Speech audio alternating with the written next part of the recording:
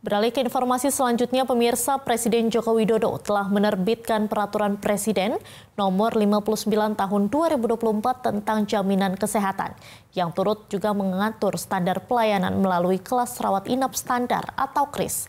Namun aturan baru ini memantik segudang pertanyaan publik, baik soal implementasi hingga besaran iuran.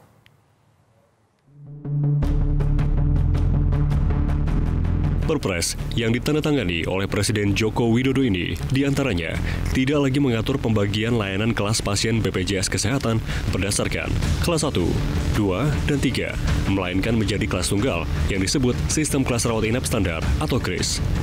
Atas terbitnya Perpres revisi jaminan kesehatan ini, Koordinator Advokasi BPJS Watch Timbul Siregar mengatakan adanya KRIS membuat kelas pelayanan bakal hilang dan diganti satu standar dengan 4 tempat tidur. Iuran BPJS pun akan lebih besar daripada besaran iuran kelas terendah saat ini, yakni kelas 3. Kan kelas 1, kelas 2, kelas 3 sekarang yang ada. Nah, nanti akan ada satu ruang perawatan. Kan nggak ada lagi nanti iuran kelas 1, kelas 2, kelas 3. Ada single iuran tunggal. Nah, iuran tunggal itu nanti berapa? Ya kalau ada yang bilang kisaran antara 42.000 sampai 100.000. Nah, persoalannya kan kalau dia tetapkan misalnya 70.000 gitu ya. Bagaimana kelas 3 yang 35.000 aja masih banyak yang nunggak. Bagaimana nanti kalau dinaikkan sampai 70.000? Pasti akan lebih tambah orang yang menunggak. Nah, kelas 1, kelas 2 itu akan turun. Nah, ini yang akan berpotensi menurunkan pendapatan iuran BPJS Kesehatan, program JKN maksud saya. Nah, ini yang akhirnya akan menyebabkan pendapatan iuran menurun, pembiayaan meningkat sehingga terjadi defisit. Nah, defisit ini yang kemungkinan akan menggerus lagi aset bersih BPJS, JKN, sehingga peristiwa 2014 sampai 2020 yang terjadinya defisit akan terulang, berpotensi terulang. Nah, ini yang menurut saya pemerintah harus lebih bijak ya dalam menerapkan KRIS. Yang jelas, baik Kementerian Kesehatan dan BPJS masih menggodok formulasi yang tepat dalam pemberlakuan iuran di sistem kelas rawat inap standar. Kita tunggu karena nanti akan diatur di dalam peraturan menteri ya, tentu diskusi bersama entah Kementerian Keuangan, BPJS Kesehatan, DJS ya, DJSN ya dan lain sebagainya. Begitu. Kementerian Kesehatan menyampaikan, lahirnya Perpres akan mendorong peningkatan kualitas layanan bagi peserta BPJS Kesehatan.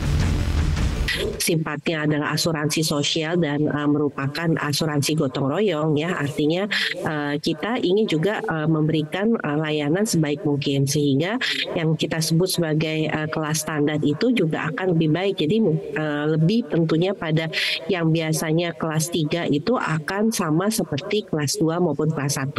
Nah, kalau kita lihat kan memang sebagian besar PBI itu berada pada kelas 3 dan ini tentunya akan menjadi penerima manfaat yang akan merasakan dengan adanya kelas rawat inap yang standar ini. Jadi kita tahu kalau kelas 3 itu seringkali ya bahwa ruangannya itu misalnya bisa diisi 10 sampai dengan 8 orang dan kadang-kadang tidak ada kamar mandi di dalam sehingga memang mereka harus kalau ke kamar mandi harus keluar.